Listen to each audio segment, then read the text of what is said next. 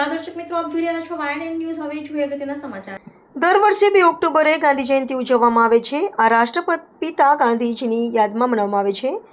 દેશની આઝાદીમાં મહત્વપૂર્ણ ભૂમિકા ભજવનાર અને લોકોને અહિંસા પરમો ધર્મનો પાઠ ભણાવનાર મોહનદાસ કરમચંદ ગાંધીનો જન્મ 2 ઓક્ટોબર 1869ના રોજ ગુજરાતના પોરબંદરમાં થયો હતો। આ વર્ષે મહાત્મા ગાંધીની 156મી જન્મ જયંતિ છે। મહાત્મા ગાંધીને રાષ્ટ્રપિતા અને બાપુ તરીકે પણ સંબોધવામાં આવે છે। ગાંધીજીએ ભારતની આઝાદી માટે અંગ્રેજો સામે જીવનભર સંઘર્ષ કર્યો હતો।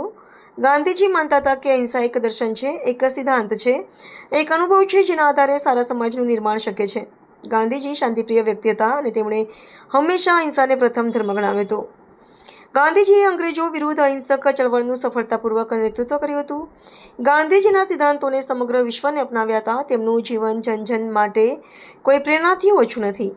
ગાંધી જયંતિના દિવસે પ્રાર્થના સભાઓ અને સાંસ્કૃતિક કાર્યક્રમોનું આયોજન કરવામાં આવે છે। દેશના નેતાઓ મહાત્મા ગાંધીને તેમના સ્મારક રાજઘાટ પર શ્રદ્ધાંજલિ અર્પણ કરે છે। મહાત્મા ગાંધીની જન્મજયંતિ માત્ર ભારતમાં જ નહીં પરંતુ દુનિયાના અનેક દેશોમાં ધામધૂમથી ઉજવવામાં આવે છે। ત્યારે વડોદરા શહેર કોંગ્રેસ સમિતિ દ્વારા ગાંધીનગર ગૃહ ખાતે આવેલી ગાંધી બાપુની પ્રતિમાને પુષ્પાંજલિ અર્પણ કરવામાં આવી હતી। આ કાર્યક્રમમાં કોંગ્રેસના પ્રમુખ, વિપક્ષના નેતા સાથે કોંગ્રેસના કાર્યકર્તાઓ અને નગરસેવકો ઉપસ્થિત રહ્યા હતા અને ગાંધી બાપુને પુષ્પાંજલિ અર્પણ કરીને તેઓના કરેલા કાર્યોને યાદ કરવામાં આવ્યા હતા।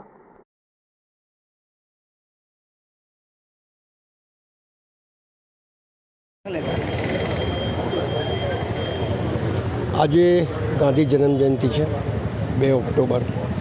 એના ઇતિહાસના પન્ના તમે ઉઠાવીને જોશો તો ખબર પડશે કે ગાંધીજીનો જન્મ થયો, ક્યાં ભણવા ગયા, ક્યાં એમનું અપમાન થયું, ક્યાં ગાડીમાંથી ફેંકી દે, બધું જ મળશે તમને।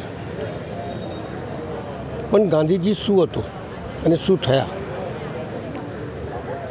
એક અપમાનિત થયા પછી, દેશમાં આવ્યા પછી દેશના લોકોની જે દુર્દશા જોઈ અને એ દુર્દશામાંથી જે એમની ભાવના પેદા થઈ કે મારા દેશના લોકો, જેમનો દેશ છે, એ અપમાનિત થઈ રહ્યા છે અને બહારના લોકો એમના ઉપર રાજ કરી રહ્યા છે, એ જોઈ એક વિચારધારા ઉત્પન્ન થઈ એવી સત્ય અને અહિંસાની।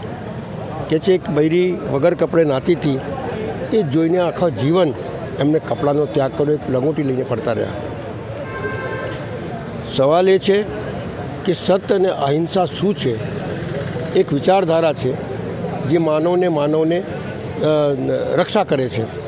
એ પ્રમાણેની ભાવના લઈ અંગ્રેજો સામે લડી લેવું, જેની સામે બોલે અને ગોળી મારી દેવાની સામે જે દેશની અંદર 10 કિલોમીટર ભાષા, જાતિ, રહેન સહેન, ખાના પીના ભગવાન સુધી બદલ જાય અને જે વખતે ટીવી મીડિયા કશું નહોતું, તે વખતે આ રાષ્ટ્રના લોકોને ભેગા કરવા, સત્ય અને અહિંસાના માર્ગ ઉપર લાફા ખાઈ, માર ખાઈ, ગોળી ખાઈ, જેલોમાં જઈ અને એક આંદોલન મોટો ઊભો કરવો અને અંગ્રેજોને આ દેશમાંથી ખદેડી દેવું, એ સૌથી મોટી તાકાત હતી। સત્ય અને અહિંસા પર ચલના યાनी मौत को गले लगाने के बराबर है। ऐसे એ મહાત્મા ગાંધી આજના દિવસે એ લોકો મહાત્મા ગાંધી માટે ઘણા લોકો કહે છે, ક્રિટિસાઇઝ કરે છે, પણ હું તમને પૂછું છું, ચોથી જાગીર को मैं पूछता हूँ कि एक निहत्ते सत्य और अहिंसा पर चलने वाले व्यक्ति को कोई व्यक्ति गोली मारी दे तो इन्हें बहादुर कहवाए? तो अंग्रेज़ों को मारना था ना भाई। जब लड़ाई चल रही थी, जब भगत सिंह, सुखदेव, राजगुरु जैसे लोग, चंद्रशेखर जैसे लोग हिंसक बनीने अंग्रेजों खदेड़वा माटे जे लड़ाई लड़ी था, एमां केम शामिल नहीं था? बातों बहु मोटी मोटी करे, फिलोसॉफीनी बातों बहु करशे लोको, पण जे समयनी अंदर જ્યારે રૂપિયા की કિંમત थी, એ સમયની અંદર જ્યારે રૂપિયો કમાવવો અઘરો હતો, એ સમયની અંદર લોકોને જોડવાનું અઘરું હતું, તે સમયે રાષ્ટ્રપિતા મહાત્મા ગાંધીજી આ દેશની આઝાદી માટે જે કર્યું એ કોઈ કરી શકે નહીં। અને આ વિચારધારા ગમે તેટલી તાકાત આવે, આ વિચારધારા ખતમ થવાની નથી, કારણ કે આ જ વિચારધારાથી લોકો પાસે આવે છે, નજદીક આવે છે, એકબીજાને જોડે છે અને આજે પણ સમજોતો જ્યારે થાય છે તો સત્ય અને અહિંસાના માર્ગ પર થાય છે, એ જ સમજવા જેવું છે। મહાત્મા ગાંધી આપણા રાષ્ટ્રપિતા, આજે એમની જન્મતિથિ, એમને સતત નમન કરીએ છીએ, એમને યાદ કરીએ છીએ। વડોદરા શહેર કોંગ્રેસ પરિવાર અહીંયા મહાત્મા ગાંધીનગર ગૃહ ખાતે પુષ્પાંજલિ કરવા આવ્યું છે। આજે ગાંધી બાપુને માત્ર વડોદરા શહેર કે ગુજરાત રાજ્ય કે ભારત દેશમાં નહીં પરંતુ વિશ્વના અલગ અલગ દેશોમાં આજે પણ ગાંધી બાપુને લોકો યાદ રાખે છે. એટલું જ નહીં, મહાત્મા ગાંધીની પ્રતિમા આ વિશ્વની અંદર 150 કરતાં પણ વધારે દેશોમાં મહાત્મા ગાંધીની પ્રતિમા છે. જ્યારે ગાંધી બાપુ આ દેશને આઝાદી અપાઈ ત્યારે જે અંગ્રેજો પાસે શસ્ત્ર સરંજામ હતા, મોટી મોટી ફોજ હતી, અને ગાંધી બાપુએ સત્ય અને અહિંસાના રસ્તા પર આ અંગ્રેજોને આ દેશમાંથી ભગાડ્યા. આજે આપણે સૌ જ્યારે આઝાદીનું અમૃત ચાખી રહ્યા છે ત્યારે આપણે ના ભૂલવું જોઈએ કે આ એ મહાત્મા ગાંધીના નેતૃત્વમાં દેશને આઝાદી મળી.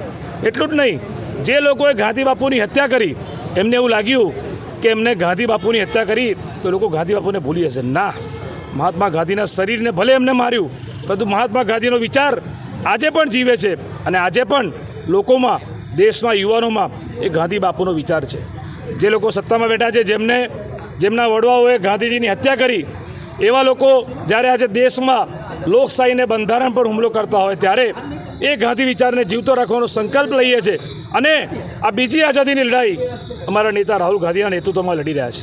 કારણ કે આપણે સૌ જાણીએ છીએ કે દેશમાં કેવી સ્થિતિને પરિસ્થિતિનું નિર્માણ થયું છે. ત્યારે કોંગ્રેસ પાર્ટીના એક સિપાહી સંકલ્પ લે છે કે આ ગાંધી વિચારને જીવતો રાખીશું, લોકશાહી બંધારણને બચાવવાનો પૂરેપૂરો પ્રયત્ન કરીને આ દેશમાં બંધારણ લોકશાહી રહે એવો અમે આ સંકલ્પ લઈએ છીએ. આપણા માધ્યમથી આજે ફરી મહાત્મા ગાંધીની સાથે સાથે જે આપણા પૂર્વ વડાપ્રધાન હતા લાલ બહાદુર શાસ્ત્રી, જેમનો બુલંદ નારો હતો જય જવાન જય કિસાન, એવા લાલ બહાદુર શાસ્ત્રીની પણ આજે જન્મજયંતિ છે. ત્યારે એમને પણ અમે નમન કરીએ છીએ અને આ બંને મહાન પુરુષોને શ્રદ્ધાંજલિ અર્પણ કરીએ છીએ. Subscribe now and press the bell icon. Never miss an update.